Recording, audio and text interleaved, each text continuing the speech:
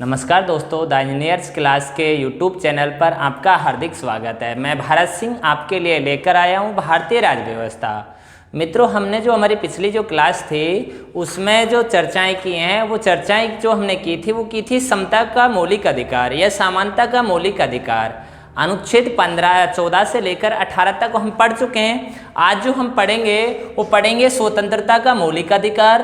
और स्वतंत्रता का जो मौलिक अधिकार है वो अनुच्छेद संख्या 19 से लेकर 22 तक वर्णित है। इसमें हम जो सबसे पहले पढ़ने वाले हैं वो हम पढ़ेंगे, डिस्कस करेंगे अनुच्छेद संख्या 19 फर्स्ट।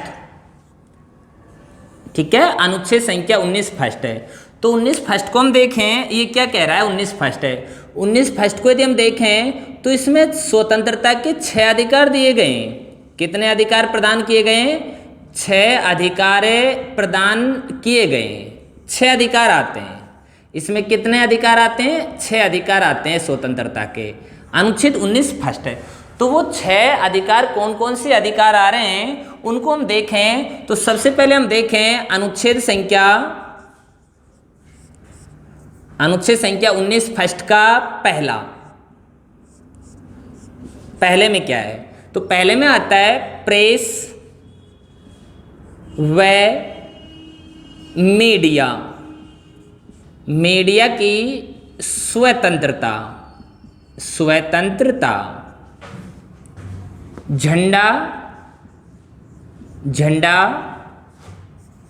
फहराने की स्वतंत्रता।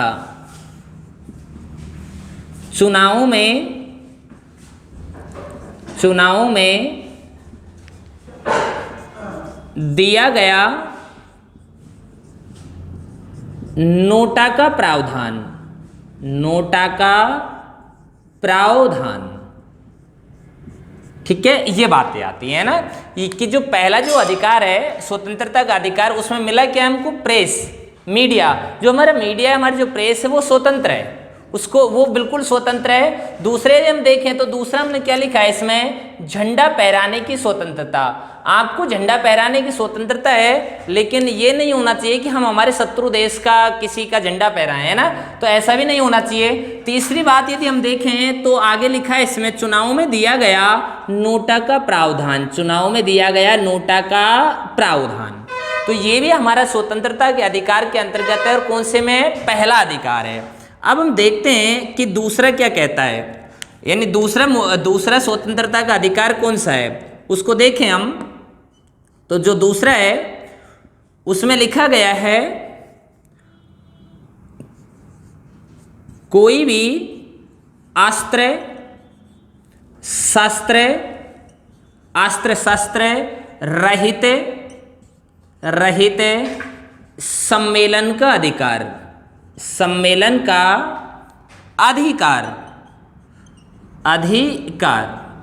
यानी बात को समझे, आपकी लिखा क्या है कि कोई भी अस्त्र शस्त्र रहित सम्मेलन का अधिकार। यानी आप सम्मेलन करने के लिए स्वतंत्र हैं, लेकिन वो सम्मेलन आप कहें कि हम तो बंदूकों से, हम तो हथियारों से लैस होकर के नहीं कोई सम्मेलन करेंगे, ऐसा आप नहीं कर सकते। आप सम्मेलन तो करेंगे लेकिन अस्त्र शस्त्र रहित होना चाहिए। ठीक है। तीसरा देखें आप, तीसरी क्या बात आई है? तीसरा जो अधिकार है उसको समझें। तो तीसरा क्या कह रहा है? कोई भी संघ या समुदाय बनाने की स्वतंत्रता।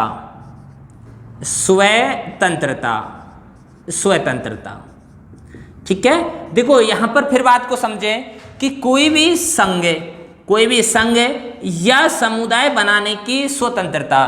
देखो आप कोई भी संघ बना सकते हैं, कोई समुदाय बना सकते हैं, लेकिन इसका मतलब ये भी नहीं है कि आप एक आतंकवादियों का समुदाय बना लें, उनका एक संघ बना लें। यानी समुदाय भी बनाए नियम के मुताबिक। आपको कोई भी संघ या समुदाय बनाने की भी क्या है? स्वतंत्रता है। ठीक है। आगे आप देखें, आगे कौन सा आया? आगे आपके सामने आया है चौथा अधिकार। चौथा है पूरे देश में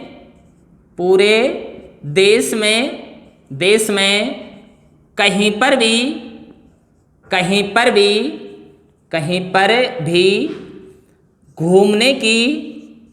घूमने की स्वतंत्रता। अच्छा ठीक है मित्रों, कितनी अच्छी बात आई है कि पूरे देश में घूमने की, कहीं पर भी घूमने की स्वतंत्रता। मजे हो गए भाई आपको, है ना, कि पूरे देश में घूमने की स्वतंत्रता आपको मिल गई। तो आज रात को जाओगे यहाँ पे और पड़ोसी के घर में घूम कर आओगे, है ना, यही तो बात है। आपको घूमने की स्वतंत्रता है, तो आप तो पड़ोसी के घर में जाकर के नहीं घूमोगे, नहीं, ऐसा नहीं है। यानी आपको घूमना भी है लेकिन नियम के मुताबिक, ठीक है, नियम के मुताबिक आपको घूमना है। पूरे देश में आप कहीं पर भी घूम सकते हैं लेकिन नियम के मुताबिक, नियम के विरुद्ध आप नहीं घूम सकते। कितने हुए आपके पास में? 4 अधिकार हुए। पहला मिला है प्रेस मीडिया की स्वतंत्रता, झंडा फहराने की स्वतंत्रता, चुनाव में दिया गया नोटा का प्रावधान। दूसरा आपको क्या मिला है? कोई भी अस्त्र शस्त्र रहित सम्मेलन करने का अधिकार। तीसरा आपको क्या मिला है? कोई भी संघ या समुदाय बनाने की स्वतंत्रता। और चौथा क्या मिला है आपको? पूरे देश में कहीं पर भी घूमने की स्वतंत्रता का अधिकार। अब आप देखें आगे, है ना, पांचवा क्या है? पूरे देश में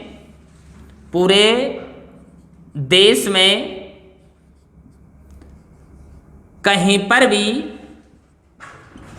स्थायी रूप से बसने की स्वतंत्रता। पूरे देश में कहीं पर भी स्थायी रूप से बसने की स्वतंत्रता, कि आप, हमारा जो देश है, हमारा जो भारत देश है, उसमें पूरे देश में कहीं पर भी स्थायी रूप से बस सकते हैं। पहले इसमें अपवाद स्वरूप जम्मू कश्मीर आता था, लेकिन 5 अगस्त 2019 के बाद में जो अपार्टमेंट हुआ था उसके अंतर्गत आप जम्मू कश्मीर में भी स्थायी रूप से जाकर बस सकते हैं। अब आप देखें छठा अधिकार कौन सा मिल रहा है आपको? छठा, तो छठे अधिकार की यदि हम बात करें कि छठा अधिकार आपको कौन सा मिला है, तो मिल रहा है पूरे देश में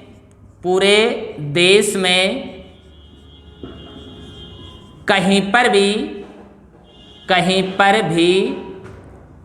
व्यापार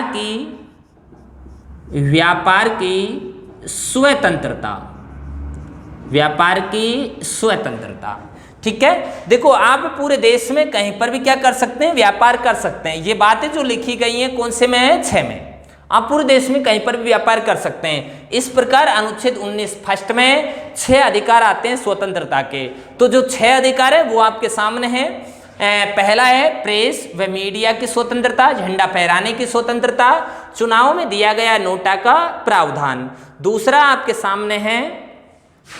सामने है कि अस्त्र शस्त्र रहित कोई भी सम्मेलन करने का अधिकार। तीसरा यदि हम देखें तो तीसरा है कोई भी संघ या समुदाय बनाने की स्वतंत्रता। चौथा यदि देखें पूरे देश में कहीं पर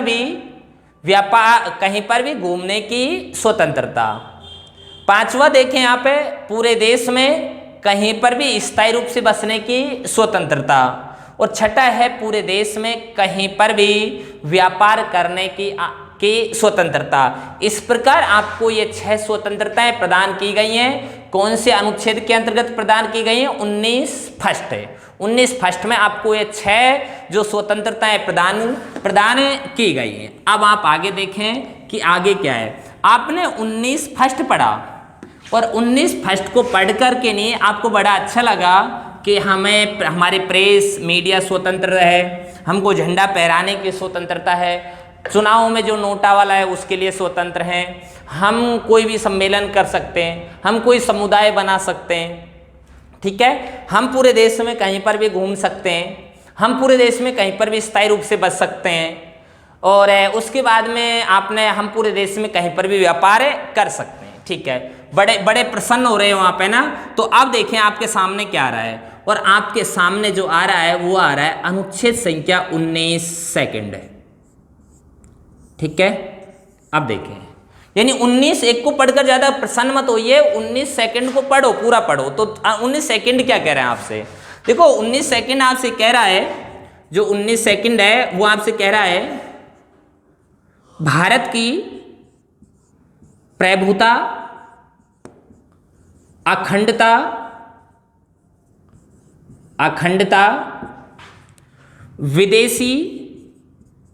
विदेशी राज्यों के साथ संबंध, राज्यों के साथ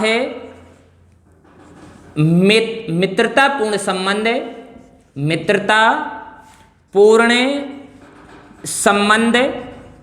मित्रतापूर्ण संबंध,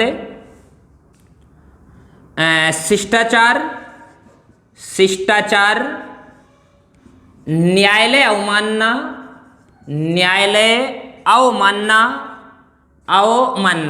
बहुत सारी बातें, ठीक है।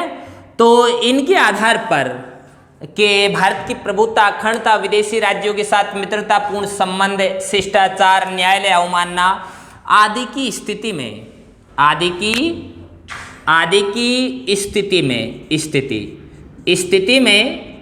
19(1) याद करो 19(1) में दी गई स्वतंत्रताओं पर युक्तियुक्त उपबंध लगाए जा सकते हैं। देखो बात को समझो, हम यहां पर क्या रहे हैं कि इन भारत की प्रभुता, अखंडता, विदेशी राज्यों के साथ में मित्रतापूर्ण संबंध, शिष्टाचार, न्यायालय अवमानना की स्थिति में जो आपको 19(1) में जो स्वतंत्रता का अधिकार दिया गया है, जो 6 स्वतंत्रता के अधिकार प्रदान किए गए थे, जो 6 स्वतंत्रता के अधिकार प्रदान किए गए हैं, उन स्वतंत्रताओं पर युक्तियुक्त उपबंध लगाए जा सकते हैं, उनको रोकने के कुछ उपाय बताए जा सकते हैं। देखो हम यहाँ पर आपसे कतई ये नहीं कह रहे कि जो स्वतंत्रता का अधिकार है वो 19(2) के अंतर्गत समाप्त हुआ है। वो अनुच्छेद संख्या 358 हम पढ़ेंगे, हम जरूर पढ़ेंगे, जरूर उसके ऊपर चर्चा करेंगे। अनुच्छेद संख्या 358, 359 कि अनुच्छेद 358 के अंतर्गत स्वतंत्रता का अधिकार समाप्त होता है। लेकिन यहां पर ये कह रहा है 19(2) ये कह रहा है कि 19(1) में जो स्वतंत्रता के जो अधिकार प्रदान किए गए हैं उनके ऊपर युक्तियुक्त उपबंध लगाए जा सकते हैं, यानी उनको रोकने के कुछ उपाय बताए गए हैं कि इन स्थितियों में 19(1) में जो स्वतंत्रता का जो अधिकार दिया गया है वो समाप्त हो सकता है, लेकिन होता नहीं है। यहाँ पर 19(2) में तो केवल युक्तियुक्त उपबंध लगाए जा सकते हैं। ठीक है, आपको समझ आया होगा। तो अब आप देखें कि 19(1) पढ़ा हमने और 19(2) भी पढ़ा है। 19(1) में कितने अधिकार दिए गए स्वतंत्रता के? 6। और 19(2) में जो 19(1) में जो 6 स्वतंत्रता के अधिकार दिए गए हैं, जो बताए गए हैं, उनको उनके ऊपर युक्ति क्या लगाए गए हैं? उपबंध लगाए गए हैं। ठीक है मित्रों, अब आप देखें आगे कौन सा अनुच्छेद है। तो अनुच्छेद संख्या 20। कौन सा अनुच्छेद आया? 20। अब आप बताएं 20 में क्या है। ठीक है, तो आप जवाब दें कि अनुच्छेद 20 में क्या आ रहा है। अनुच्छेद 20 देखें 20 में क्या है ना। तो दो से सिद्धि के विषय में संरक्षण का अधिकार। दोष सिद्धि के विषय में संरक्षण का अधिकार। ठीक है, दोष सिद्धि के विषय में संरक्षण का अधिकार कौन से अनुच्छेद के अंतर्गत आया है? अनुच्छेद संख्या 20। अनुच्छेद 20 में दोष सिद्धि यानी जो दोषी व्यक्ति है उसको भी अपने संरक्षण, अपने बचाव के कुछ क्या बताए गए, यहाँ पर कुछ अधिकार दिए गए। अनुच्छेद 20 में दोष सिद्धि के विषय में संरक्षण के जो अधिकार हैं उनके ऊपर हम जरूर बातें करेंगे यहाँ पर। तो देखो ये जो दोष सिद्धि के विषय में जो संरक्षण का अधिकार है, इसमें कितने अधिकार प्रदान किए गए, इसमें कितनी बातें आती हैं। तो इसकी यदि हम बात करें तो इसके अंतर्गत 3 बातें आती हैं। कितनी बातें आती हैं? 3। यानी दोष सिद्धि के विषय में जो संरक्षण की बात करें तो इसमें कितने अधिकार दिए गए हैं? 3 अधिकार दिए गए हैं। कितने अधिकार हो गए? 3। तो तीनों अधिकारों को पढ़ना है आपको, ठीक है, कि 3 अधिकार कौन कौन से अधिकार दिए गए हैं। नंबर 1, ठीक है, तो नंबर 1 में आप देखें, किसी भी व्यक्ति को तब तक अपराधी नहीं कह सकते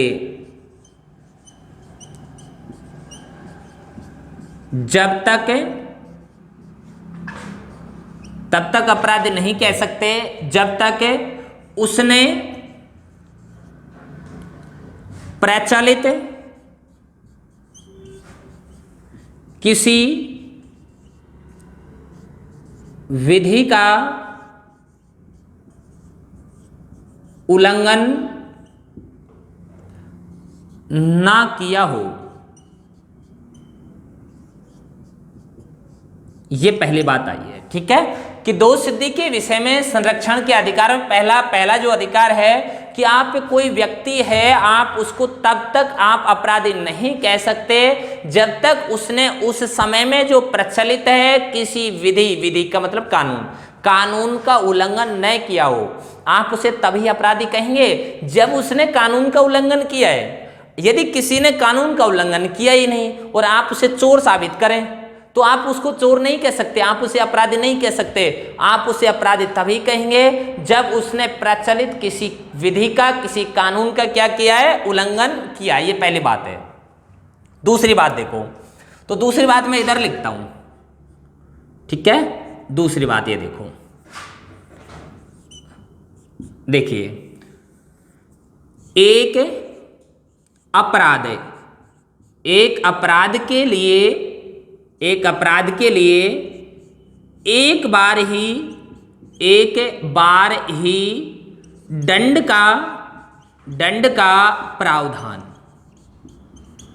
एक अपराध के लिए एक बार ही दंड का प्रावधान, ठीक है, बात को समझें। ये हमारा दूसरा है, ये दूसरा अधिकार है, ये दूसरा है, ठीक है। इधर लिख दिया हमने कि एक अपराध के लिए एक बार ही दंड का प्रावधान, यानी आप किसी व्यक्ति को अगर वो अपराध करे तो एक अपराध यदि उसने किया है तो उसको एक बार ही दंड मिलना चाहिए। थोड़ी देर के लिए सोचो, कोई अपराध कर दे और उसको दंड मिल जाए, न्यायालय उसको सजा दे दे और आप कहें कि एक बार और आप इसी केस में सजा काटिए, यानी एक अपराध के लिए कितनी बार दंड दिया जाएगा? एक बार ही दंड दिया जाएगा। कितनी बातें हो गई, कितने अधिकार हो गए? 2। तीसरा अधिकार देखें आप, है ना, तीसरा अधिकार देखें, तीसरा कौन सा है? तो तीसरा है नंबर 3, है ना। तो नंबर 3 है, किसी भी व्यक्ति को स्वयं के विरुद्ध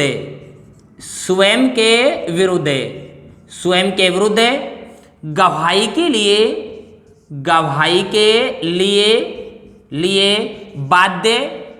बाध्य नहीं किया जा सकता, ठीक है। देखो तीसरा कौन सा मिला है आपको? बहुत अच्छा मिला है कि आप किसी भी व्यक्ति को स्वयं के विरुद्ध गवाही के लिए बाध्य नहीं कर सकते। मान लीजिए कोई व्यक्ति ने यानी हम कई बार देखते हैं या पुलिस वाले या कोई भी उसे कबूल करवाते हैं जबरदस्ती से कि आप कबूल कीजिए कि आपने जोर में किया है ना, जबकि ऐसा नहीं होना चाहिए। आप किसी भी व्यक्ति को स्वयं के विरुद्ध मेरे ही विरुद्ध गवाही के लिए बाध्य नहीं कर सकते। ये बातें जो हैं ये कौन से अनुच्छेद के अंतर्गत लिखी है? 20। देखिए 20 को हमने कितने अच्छे से आपको समझाया है कि दोष सिद्धि के विषय में संरक्षण का अधिकार। पहली बात तो ये है ना, इसमें कितने अधिकार आए हैं? 3। देखो पहला अधिकार कौन सा मिला है कि आप किसी भी व्यक्ति को आप तब तक अपराधी नहीं कह सकते जब तक उसने प्रचलित किसी विधि का, किसी कानून का उल्लंघन न किया हो। ठीक है। दूसरा ये लिखा है आपने, एक अपराध के लिए दंड कितनी बार दिया जाएगा? एक बार ही दिया जाएगा। और तीसरा क्या लिखा है, किसी भी व्यक्ति को स्वयं के विरुद्ध गवाही के लिए बाध्य नहीं कर सकते। आप इसका स्क्रीनशॉट भी ले सकते हैं कि अनुच्छेद 20 क्या कह रहा है आपसे। अनुच्छेद 20 की यदि हम दोबारा एक बार और बात करें कि दो सिद्धि के विषय में संरक्षण का अधिकार है, 3 बातें बताई हैं। किसी भी व्यक्ति को आप तब तक अपराधी नहीं कह सकते जब तक उसने प्रचलित किसी विधि का उल्लंघन नहीं किया हो। दूसरा, एक अपराध के लिए एक बार दंड का प्रावधान है। और तीसरा, किसी भी व्यक्ति को स्वयं के विरुद्ध गवाही के लिए बाध्य नहीं कर सकते। मित्रों, आज की क्लास को हम यहीं पर समाप्त करते हैं। और जो स्वतंत्रता का जो मौलिक अधिकार है उसका पार्ट नंबर 2 हम लेकर के नहीं आएंगे, जिसमें अनुच्छेद 21 और अनुच्छेद संख्या 20 के बारे में कुछ खास बातें करनी है। और यदि आपको हमारी क्लास में कोई बातें समझ नहीं आ रही हैं तो आप कमेंट बॉक्स में आएँ और हमें कमेंट करें। हमें द इंजीनियर्स परिवार हमेशा आपकी सेवा में सदैव तत्पर रहेगा। धन्यवाद मित्रों।